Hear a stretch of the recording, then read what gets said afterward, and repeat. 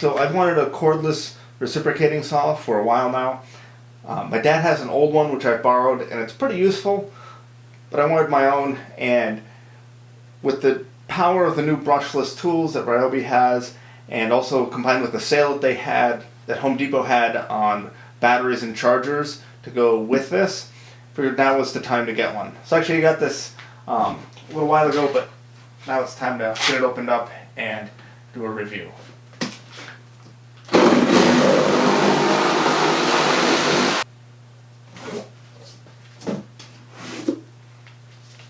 So here it is.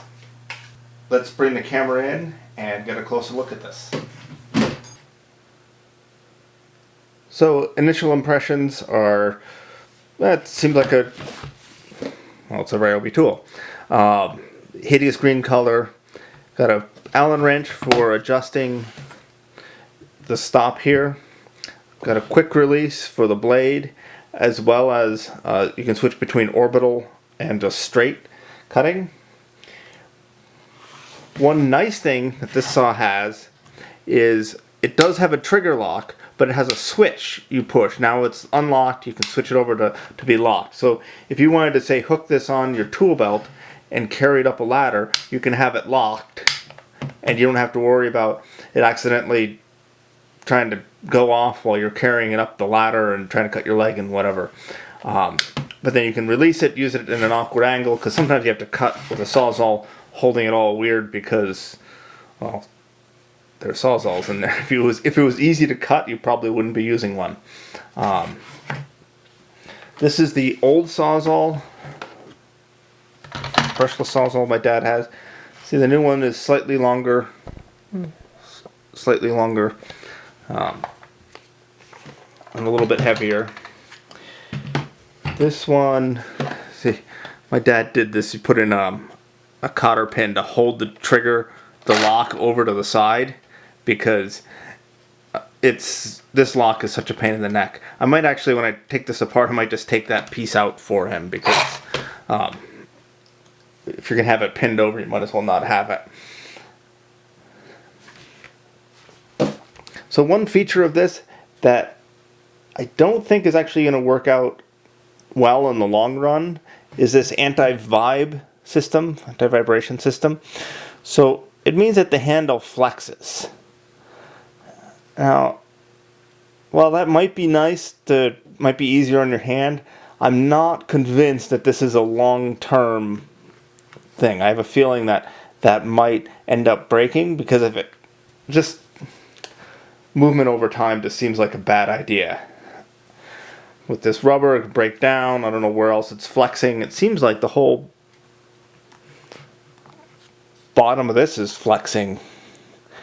Anyways, so I'm not real thrilled about that, but let's see what else about this. Yeah. Well, let's get it apart and see what the insides look like. So I've got it this far apart.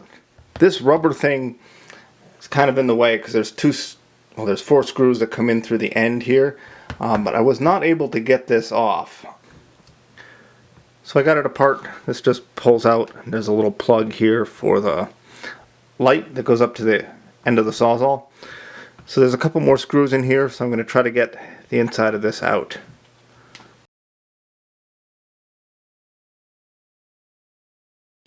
So I missed a little bit of footage here. I did take the motor armature out of the gearbox in front. You couldn't really see much, and the gears looked perfectly fine. It's hard to tell how well they were meshing. But one big problem it had was there was already chips or sawdust inside the gearbox. Somehow they got in through the front. I really haven't used this saw all that much, so I suspect that's going to be a bigger problem in the future. So I'd like to take this end apart and see what's inside of it, but to do that I think I'd have to cut this rubber off.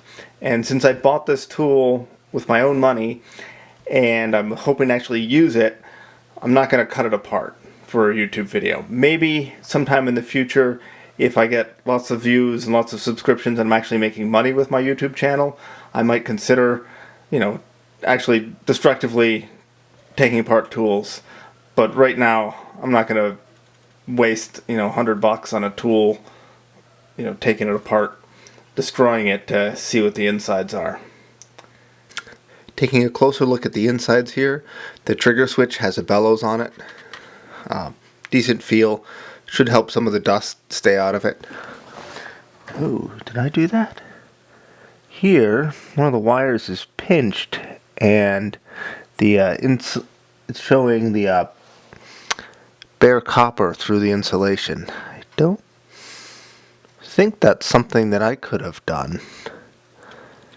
Oh wait, let's see. This goes...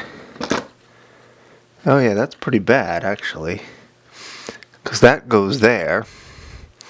This is a shock absorber thing, and when it moves back and forth, it chafes on that wire. So that's pretty terrible actually. At least this is plastic, so it's not going to short out, but it really shouldn't be hitting on that wire. That's going to break that. So that's no good.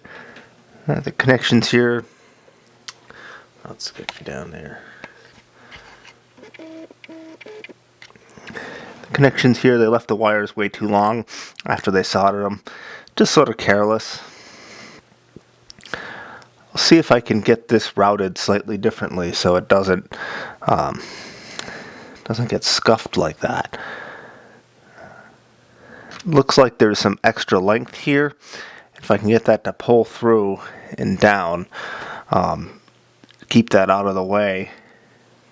Almost looks like there's a channel for it in the... Yeah, there is a channel for it in the plastic, but it didn't make it down in there.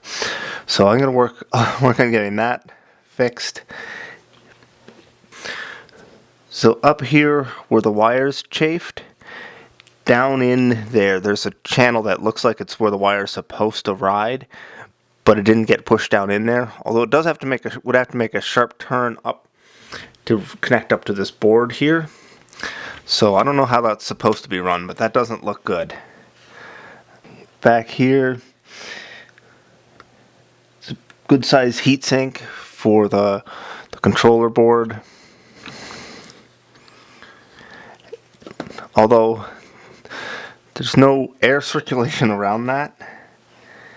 If you look, the fan's over here, over on the other end, for the motor, which will cool the motor, but that is just sort of packed in there with, wrapped around with wires, so that'll get hot and it'll stay hot, which is probably okay for a Sawzall because you're not running it that continuously, although you might be actually. So again, duty cycle might be an issue on this thing. And also down here, the ribbon cable, it's sort of twisted around and separated, and then with an extra twist in it. It doesn't look particularly well thought out. So I was able to get this wire tucked in so it won't chafe on that little shock absorber block. And that goes in there like so. That won't hit the wires. It still hits this one up here, but I'm going to try to do the best I can. I might round this corner a little bit. I guess it's pretty rounded. One other thing I had difficulty with, or potential difficulty, is this little piece fell out. This little plastic plunger, and that's the detent for the lock switch. Yeah, and this spring ended up on the floor. So if you do take one of these apart, this little piece is likely to fall off onto the floor, so you got to be careful.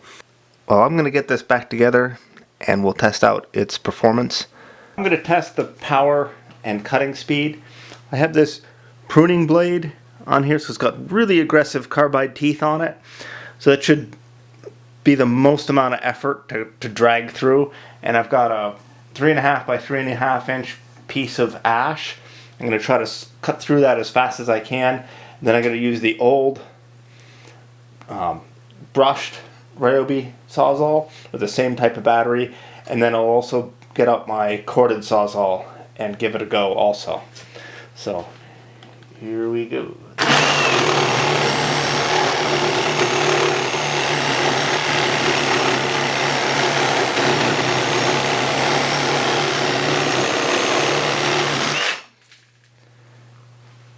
So that went pretty quick. It didn't seem to care, didn't seem to slow down at all. We have the old style reciprocating saw.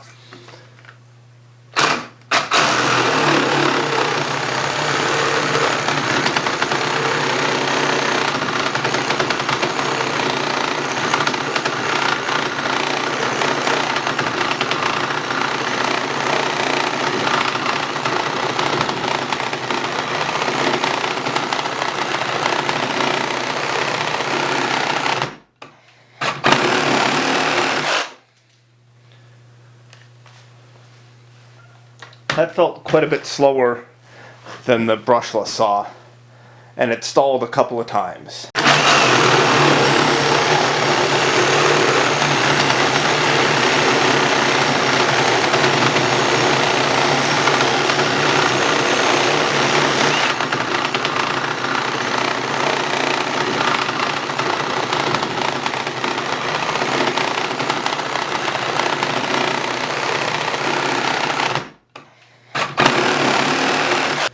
So next I'm going to compare it to my Milwaukee Sawzall.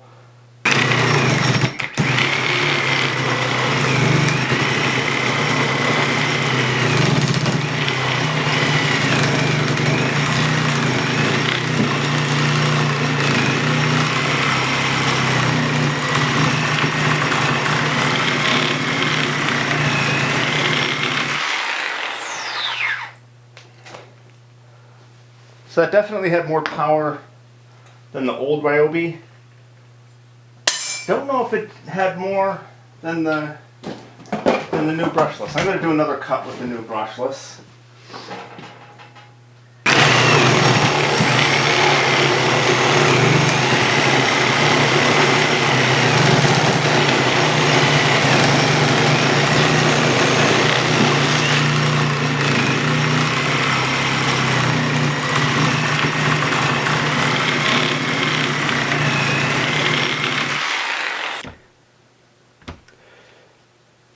So final conclusions on the Ryobi Brushless Reciprocating Saw.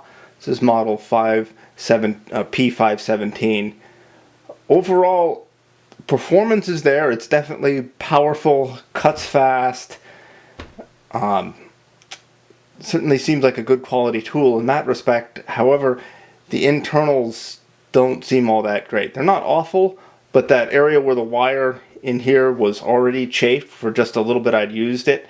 Now it is plastic in there, so it's not going to short against anything, but it's going to be flexed, or would have been flexed by this anti-vibe system, and eventually broken those copper wires. So then this would have crapped out. The other little build quality things are questionable. The sawdust getting in the gearbox right away is pretty poor. I don't know how that got in there. I am kind of curious to see how this front piece is set up, but like I said, I can't get it apart. So yeah, initial performance is great. Longevity is questionable. This is obviously a new tool review, so I'll do an update if I have any problems with this, or maybe even an update in a couple of years, even if I don't have problems with it, just to sort of see how it kept working. So if you like this video, subscribe, comment below, let me know what you think.